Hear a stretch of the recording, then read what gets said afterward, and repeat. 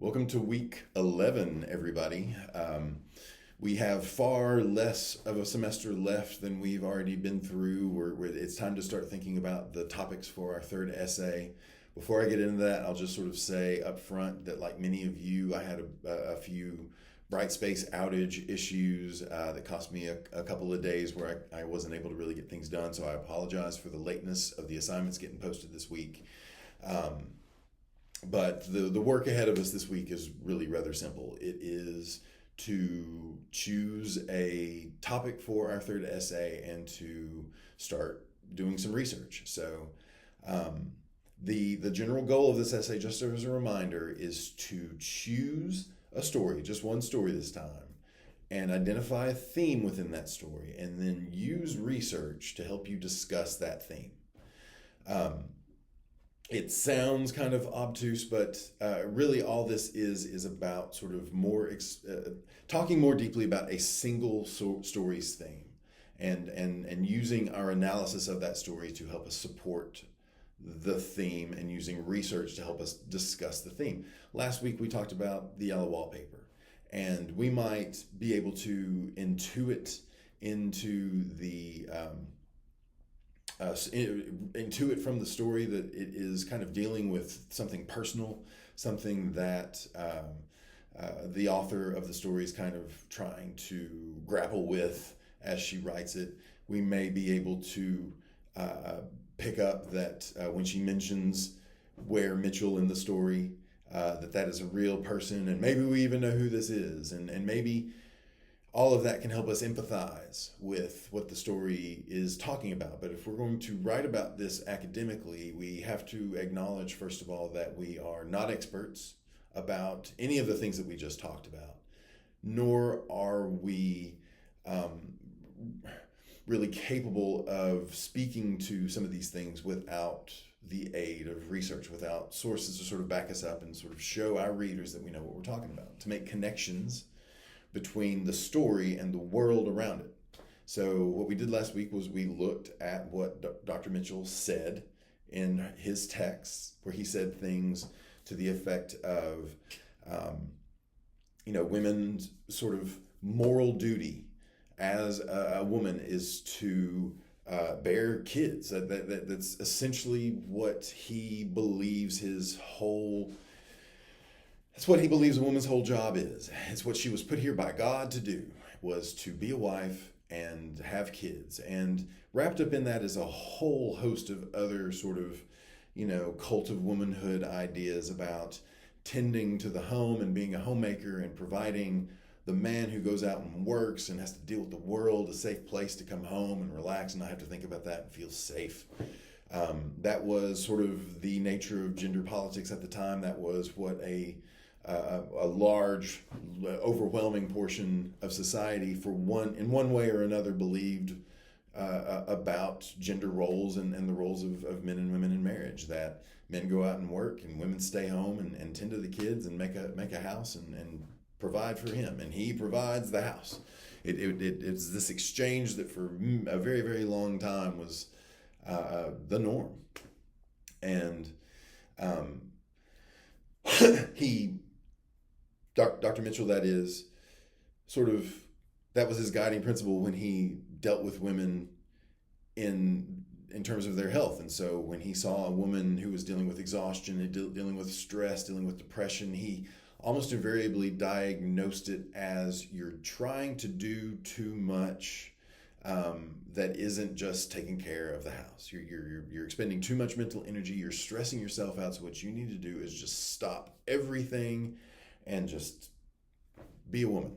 And in his writings, like, we can use his own words where he says things to the effect of, women, as they are being schooled during teenagers, that they are not capable, and it's not healthy for them to even try to expend the same kind of mental energy as a young man does at the same age. They're not fit for it. They're not made for it. That women's periods will frequently inhibit their ability to do any work at all, and makes them particularly fragile. He says all of this stuff and more in the pages that we read for last week.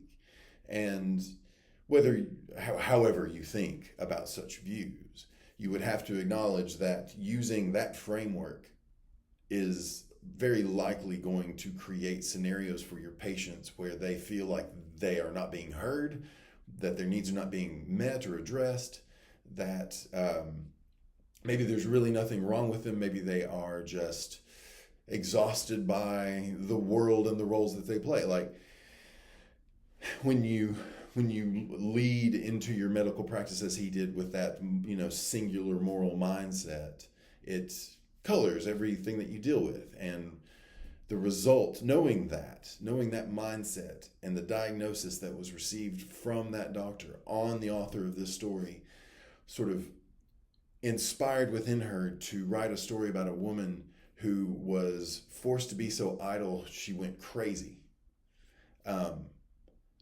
It's telling. It is helpful for you to explore that theme, and it goes so much more beyond just being a woman in late Victorian era 1890s America. It goes to the specific nature of how this person actively did harm to perfectly healthy women because of how he viewed them. And we can use his words to shine a light on that theme in the story. So essentially, that is what the goal of this essay is. We're picking one of the stories. The essay shouldn't be on the yellow wallpaper. Let me say that up front. The essay shouldn't be on the yellow wallpaper. We've been practicing with that. There's a sample essay on the yellow wallpaper in course content for your reference and for your viewing pleasure. It will give you a good idea of what kind of essay we're writing and provide you a good target to aim for. And so your essay should be about any one of the stories that were up for grabs for Essay 2. You only have to pick one.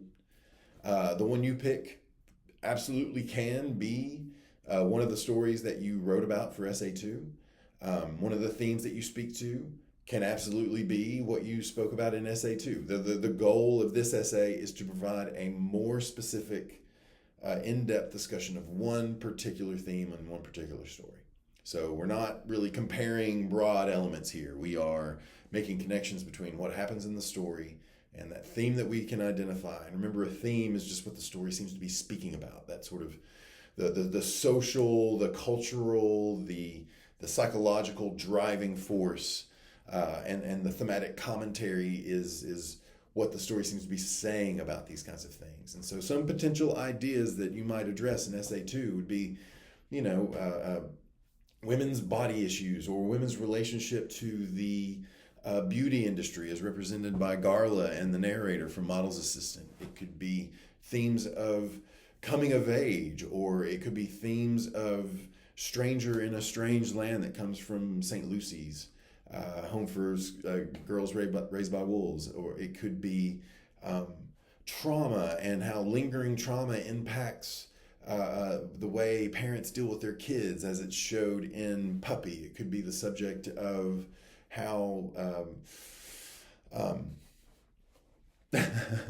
how I was thinking about Callie, how Callie seems like scared of her husband, how Callie seems to do everything to try to please her husband, because if she doesn't, he'll grab her by the arm and dance her around the room. And so, spousal abuse, how is that sort of displayed? How is her behavior? How does her internal monologue? How does the way that she talks about herself? How is that emblematic of victims of domestic violence? Any number of kinds of things that we looked at from the essay last time are up for grabs this time. So the goal this week, and there's really only one, the discussion post where it's asking you to have picked a story, decide upon a topic, and show a couple of sources that show that you have a good start on Essay 3. So if you have any questions about any of this, let me know. Details are in the prompt. I will talk to you soon, and enjoy the rest of this week.